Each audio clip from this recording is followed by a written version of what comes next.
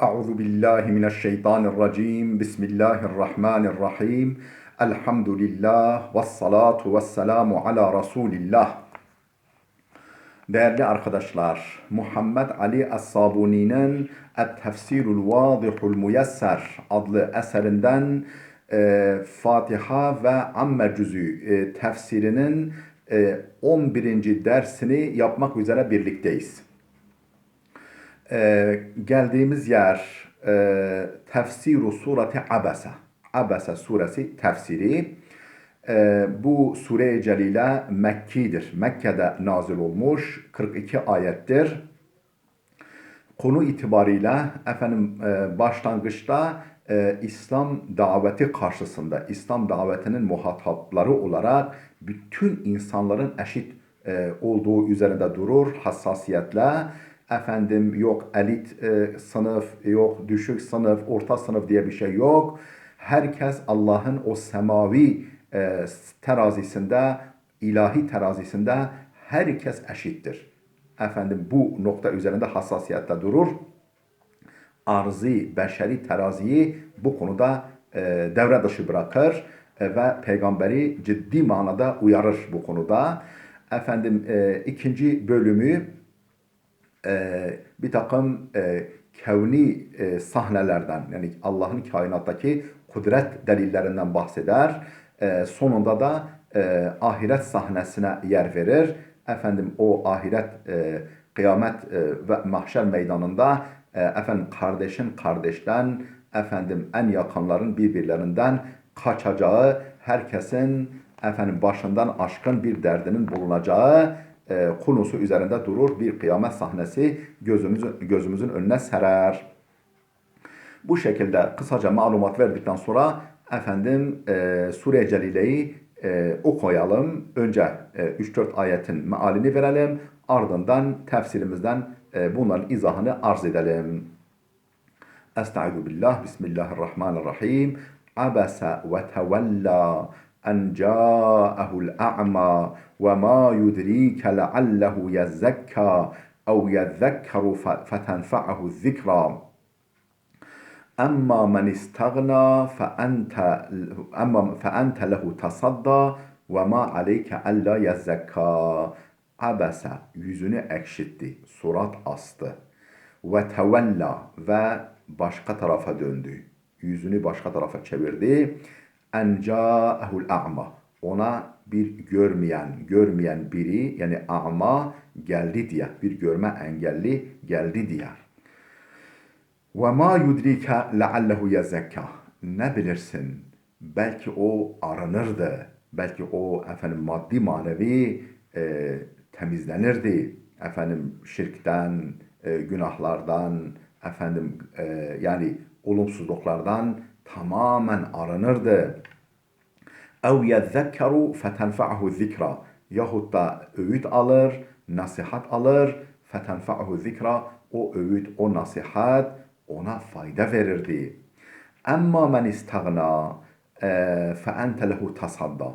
Kendini mustağni görene gelince, kendini ihtiyaçsız, Kur'an vahyine, İslam'a, hidayete hiç ihtiyacım yok havasında olan kişiye gelince fe ente lehu tasadda. Sen onunla ciddi ilgileniyorsun. Canla başla onunla meşgul oluyorsun. Ve ma aleyke alla yezzekka. O şirkten, ahlaksızlıktan, kötülüklerden, çirkefliklerden arınmış, arınmamış sana ne? Kendi musluğunu görüyor o. Ve emma men ca'eke yes'a ve huve yahşa. Yine sözü öbürüne getiriyor. Sana koşa koşa, can havliyle gelince ve huve yahşa. Üstelik o Allah'a karşı saygılı ve Allah'tan korkan biri olduğu halde fe ente anhu telehha, sen onu bırakıp başka şeylerle oyalanıyorsun. Sen ondan oyalanıyorsun. Yani onu ihmal edip başka onun yanında, o işin yanında oyun, eğlence sayılabilecek şeylerle meşgul oluyorsun. Kella, hayır, asla böyle yapma. İnneha tezkira. Bu Kur'an bir hatırlatmadır, bir öğüttür, bir nasihattır. فَمَنْ شَاءَ ذَكَرَهُ Dileyen öğüt alır, dileyen nasihat alır, dileyen istifade eder diye buraya kadar mealini verdik. Şimdi tefsirini okuyalım. عبس وتولى أن جاءه الأعمى وما يدريك لعله يزكى أو يذكر فتنفعه الذكرى. Yüzünü ekşitti, surat astı, sırtını döndü. Ona bir görme engelli, ama geldi diye. وَمَا يُدْرِيكَ Ne bilirsin ki لَعَلَّهُ يَزَّكَّى Belki o aranırdı, temizlenirdi. اَوْ يَذَّكَّرُ Yahut da öğüt alır, nasihat alır. فَتَنْفَعُهُ zikra Nasihat, öğüt ona fayda verirdi. Burada abese ey kelaha vechehu ve qattabahu. Abesen manası kelaha vechehu yüzünü ekşetti ve qattabahu ve gerdi. Yüzünü gerdi, astı, ekşetti. Ve tevella ne demek tevella? Ey a'rada ve tenahha anhu yüz çevirdi ve sırtını döndü. لأن جاءه الأعمى يسأل عن أمور دينه din işlerinde yani dini konularda sorular sormak üzere ona bir ama geldi diye. وأجمع المفسرون على أن الذي عبس وتولى هو الرسول. Yani bütün müfessirler görüş birliği halindedirler ki o gelen, o yüzünü ekşiten, surat asan ve sırtını dönen, yüzünü başka tarafa çeviren Resulullah'tır. Resulullah olduğu konusunda müfessirlerin icmaı var. Yani çok istisnai görüşler hariç hepsi bunun söz konusu olan Hazreti Peygamber olduğudur. Vel a'ma ise huve Abdullah ibn Ummi Mektum. Abdullah ibn Ummi Mektum'dur. Görme engelli, gözleri görmeyen bir zat bu. وجاء التعبير بضمير الغائب عبس وتولى تلطفا به sallallahu aleyhi ve sellem ve iclalen lehu. Peki neden ya Muhammed sen surat astın, ya Muhammed sen sırtını döndün, böyle yapma, sana ne böyle demedi. Gaib sigasıyla geldi. Yani o surat astı, yüzünü ekşitti ve o sırtını döndü, yüzünü çevirdi. O diye böyle gaib sigasıyla gelmesi abese ve tevella ifadesinin böyle gelmesinin içindir. Talattufan bihi peygambere karşı lütufkar davranmak için. Yani direkt sen demiyor da o böyle yaptı. Birileri böyle yapıyor. Hani böyle deriz ya. Birileri böyle yapıyor falan. Böyle peygambere yani karşı nezaket olsun diye Allah peygambere latif davranıyor. Hoş davranıyor ve iclalen lehu ve onu tazim için ona yönelik saygılı bir ifade kullanmak için. Felem yuatibhu rabbuhu muşafaheten. Yani direkt Allah ona sitem etmedi. Direkt onu kınamadı. Misle en yakule abeste ve tevelleyte. Mesela şöyle demek gibi böyle yapmadı. Abeste sen surat astın ve tevelleyte sen sırtını döndün. Niçin? Lima fil muşafahati mineşşiddeti ve su'ubeti ma la yakhfa. Çünkü bunu direkt söylemekte bir sertlik ve çetinlik var. Ma la yakhfa. Açıkça. Yani gizlenemeyecek kadar açıkça bir sertlik ve şiddet var. Yani direkt sen böyle yaptın, sen böyle ettin falan demedi Cenab-ı Hak. Yani sitem ediyor ama böyle direkt değil. Sanki üçüncü bir şahıs yapmış gibi. Ve sebebu nuzuli hâzihil ayati. Bu ayet-i kerimelerin nuzul sebebi yani iniş vesilesi nedir? Niye indiler? Yani hangi vesileyle indiler bu ayetler? Bu başlangıç ayetleri. Maruye ennen nebiyye sallallahu aleyhi ve selleme kâne meşgûlen ma'a sanadidi Kureyş'in. Rivayet edilir ki Peygamber sallallahu aleyhi ve sellem Kureyş ileri gelenleriyle, Mekke müşriklerinden Kureyş ileri gelenleriyle meşguldu. Onları İslam'a davet etmekle meşguldu. Yed'uhum ilel İslami. Onları İslam'a davet ediyordu. Kimdi bunlar? Utbetu ve Şeybetu ve Ebi Cehlin vel Velid ibnül Mughira. Bunlar Utbe, Şeybe, Ebu Cehil, Velid bin Mughire idiler. Ve kâne yatma'u fi islamihim. Bunların Müslüman olmasını çok istiyordu Peygamber. Böyle çok arzu ediyordu. Raca'a en yuslime etba'uhum. Efendim tabilerinin, çünkü bunlar tek başına adamlar değil, bunların bir sürü adamları var, kabile reisleri falan.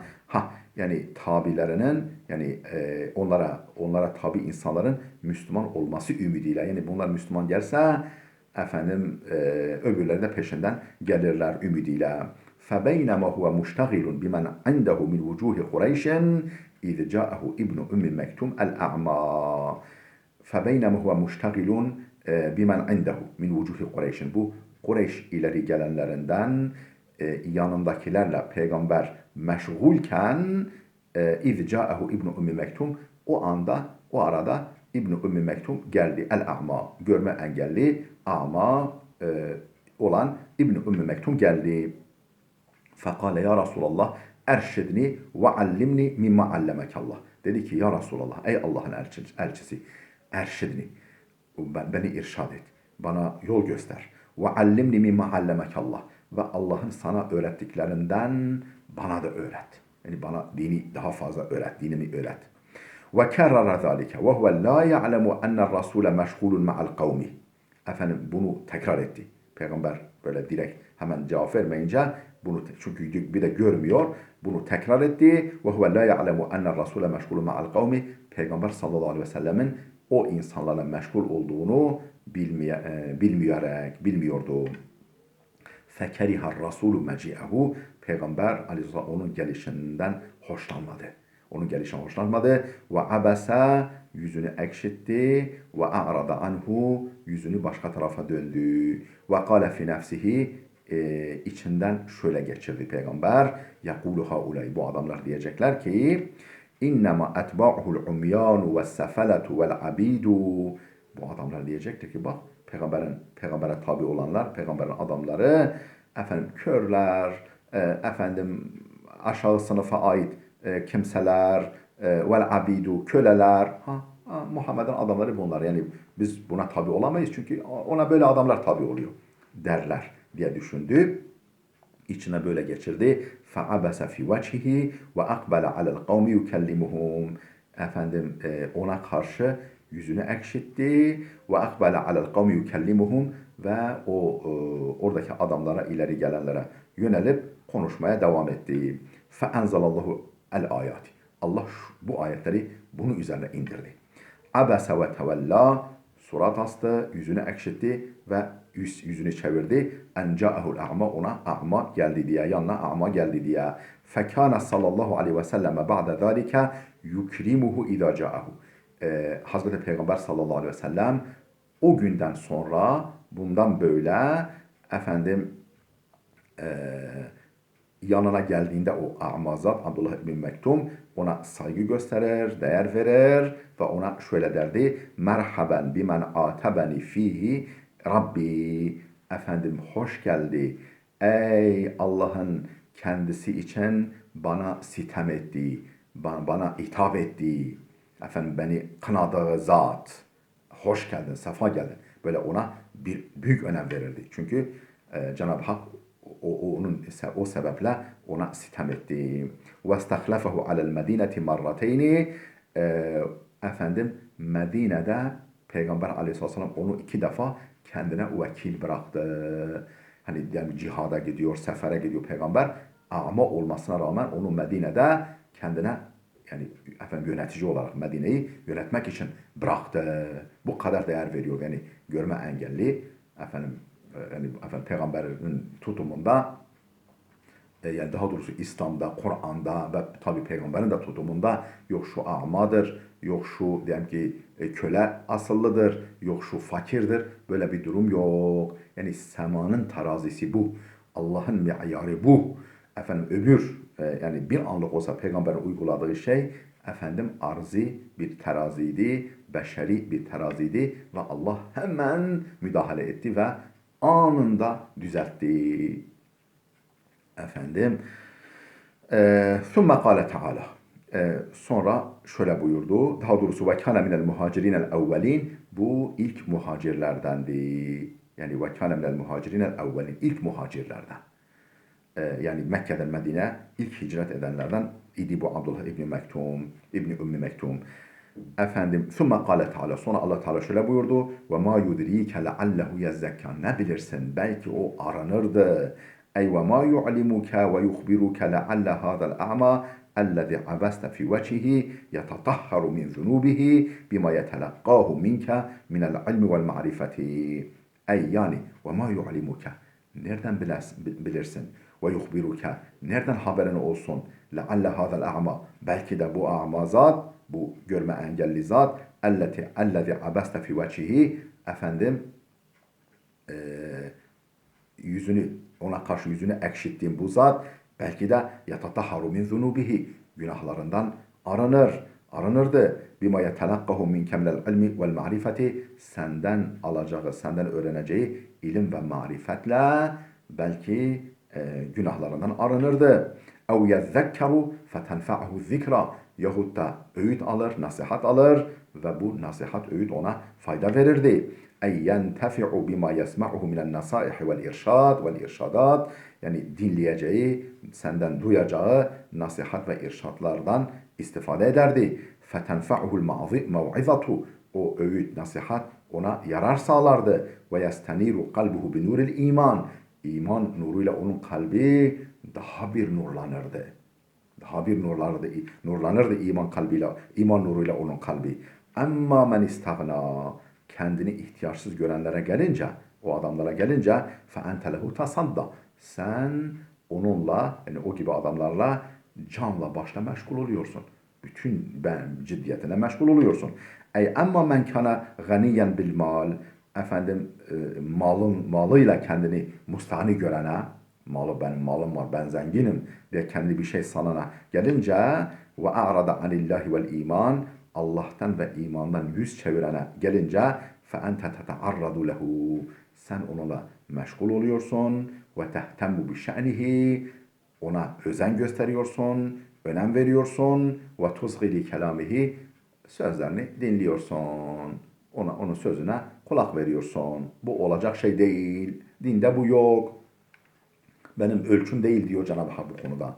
Ve ma aleyke alla yezzekka. Bu adamlar arınmış, arınmamış, sana ne? Ey ve leyse aleyke zenbun ve la mes'uliyetun illem yetatahhar min denesil kufri vel asyani.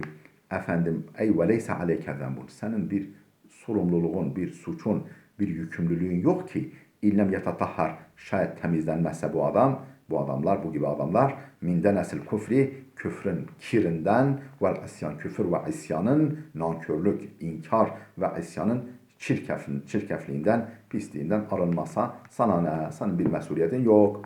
Sen görevin tebliğidir. Feleste mutaleben bi hidayetihi. Onun hidayeti senden sorulmaz. Onun hidayetinin hesabı sana sorulacak değil. Ve innema aleyke tebliğu davetillahi. Sana düşen sadece ve sadece Allah'ın davetini iletmektir. Allah'ın davetini sunmaktır. Ve emma men ca'eke yes'a ve huve yahşa, efendim sana böyle can havliyle koşa koşa gelince ki ve huve yahşa, üstelik o Allah'tan korkuyor, o efendim Allah'a karşı saygılı. Ey ve emma men ca'eke yusri'u ve yemşi taliben el hidayete vel irşade yebtagil hayre vel felaha ve huve yekhafullaha ve yettaki maharimehu.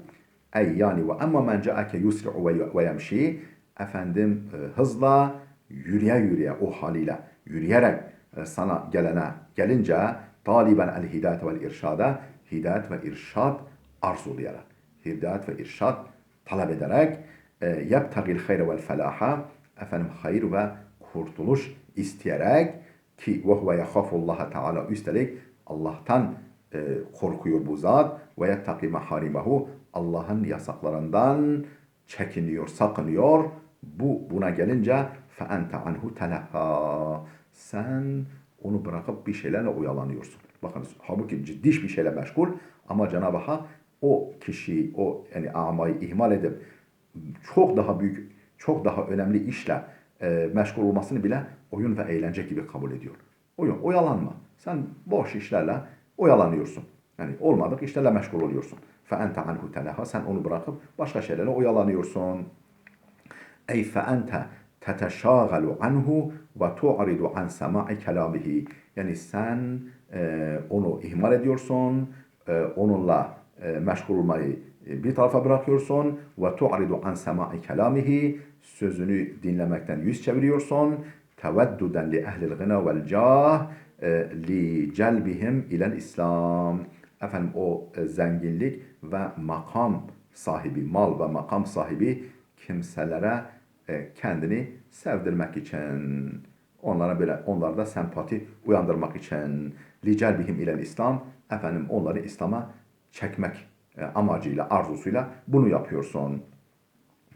Ve aslu tasadda ve telahha, tatasadda ve tetelahha. Yani kalıp olarak tasadda ve telahha fiilleri tetasadda ve tetelahhadır.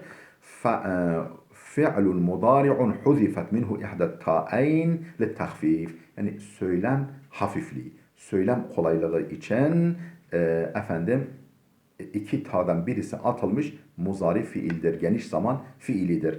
Teteleha efendim tetasaddadır. Bakınız. Tetasadda. Teteleha söylemek biraz zor. Onun için ta'nın birisi atılıyor böyle durumlarda. Tahfif için, söylem kolaylığı için. Değerli dostlar burada dursun. Efendim gelecek dersimize kadar Allah'a emanet olun.